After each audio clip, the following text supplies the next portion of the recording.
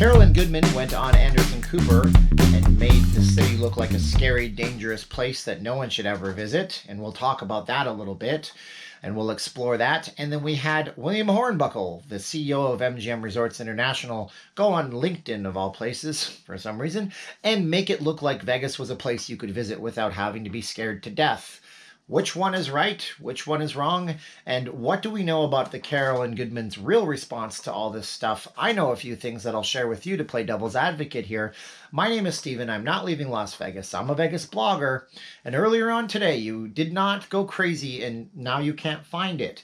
I made a video on Carolyn Goodman and I tried to play devil's advocate and I pointed out some things about how the media works and it upset people to a point where that's not my point. I'm not out here to try to play sides and polarize people.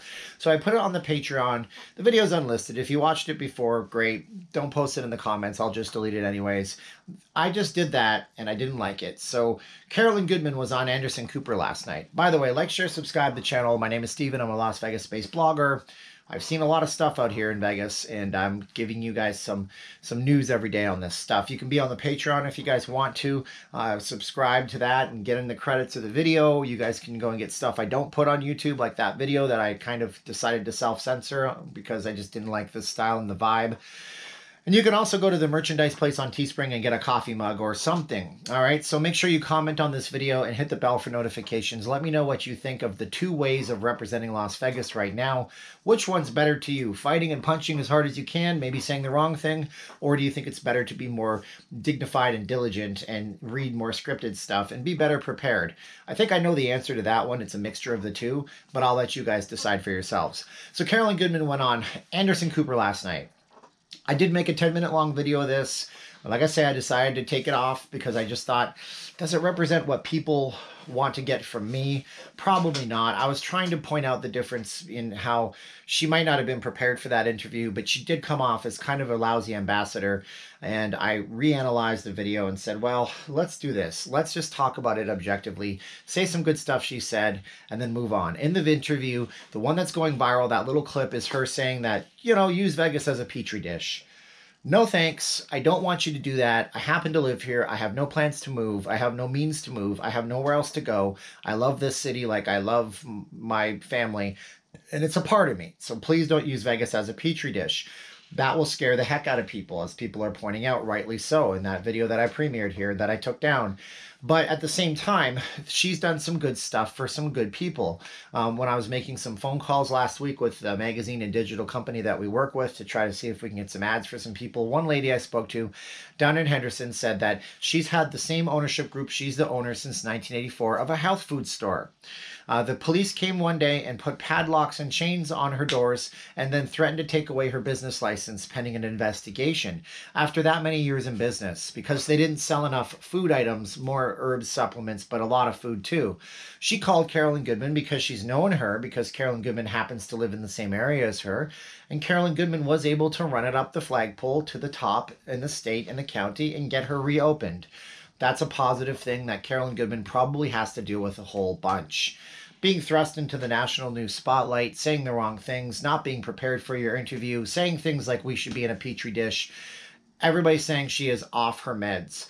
I just think that she was ill-prepared for the interview, and she needs to probably get some really good media people around her who are going to tell her the right ways to respond to these kinds of queries and questions, because you're going to get them a whole lot. And you need to say the right things to put people's minds at ease and at rest. Does it make me as a local feel at ease and at rest to know that she seems to want to open us up like it was January 1st, 2019? Not at all. I don't think that that's the right way to go about it. But if that's what she really thinks, then maybe she is off her meds. I don't know. She's not going to interview with me. I'm not even going to try. But yeah, so that was just a weird experience to see. And I appreciate you guys for giving me feedback in the channel and the video so I could re-examine it and maybe be a little bit more objective than I was. Because I have a problem with big media from either side of the political spectrum throwing gotcha moments out there. But then again, that's what you get when you go on TV with the big boys. I don't know if I could handle an Anderson Cooper interview. He'd probably pin me down and make me look like an idiot too. Secondly, we have William Hornbuckle. That's his real name. It's a pretty epic name, very memorable. He is the CEO of MGM Resorts, And he went on LinkedIn, of all places, LinkedIn, according to the articles I read, that's where the video was, to talk about a few things. He talked about the health and safety of the employees, the families impacted by the shutdowns. He talked about the MGM and how they have a reserve $12.5 million to employees that really need the help right now. He talked about the future. He talked about moving forward. He stressed that people should be practicing whatever the government says they should practice. He really did a great job of coming off as a human being. In contrast to what the Wind did, where the Wind just loaded it out there and said, here's our whole plan. He did the iPhone version of the plan. Let me explain that for a minute. When you get an iPhone, when you get an Android phone, any of these devices, they don't even come with an instruction manual. Yet somewhere online, there is an instruction manual. And somewhere else online, there's a really technical document. If an iPhone shipped with something the size of a small town phone book, you would open it up as a new user and go, oh, geez, are you kidding me? And that's kind of what the Wind did. The MGM gave you the iPhone version, the simple to digest, the palatable version, we're going to change a few things when we open. We are going to make sure we're safer, we're cleaner, we're going to have the right protocols in place. Things are going to change. We will let you know. Versus the Wind that gave you the 23-page document that epically went down to the last little minute detail. In that Wind document, they were talking about the employee eating dining areas. Like, that doesn't matter. It might matter to your Wall Street investors, so give that little big instruction manual to them, that thing this thick. Give us the iPhone version. Look, the truth is, we all want to know what's going on, but I think whatever country that you're living in right now, I think it would be agreed that if you knew what was really going on, you would live your life in fear and anxiety 24/7. So whereas we don't want to be kept in the dark, there's a lot of things that if we knew about them, we would look at them and go, you're going to do what if I get out of the Wind, go into the Wind and I'm sneezing? You're going to put me into a back room? You're going to take my driver's license? Those are serious things. They shouldn't happen. But the MGM, William Hornbuckle, CEO, I think he did a good job on the video.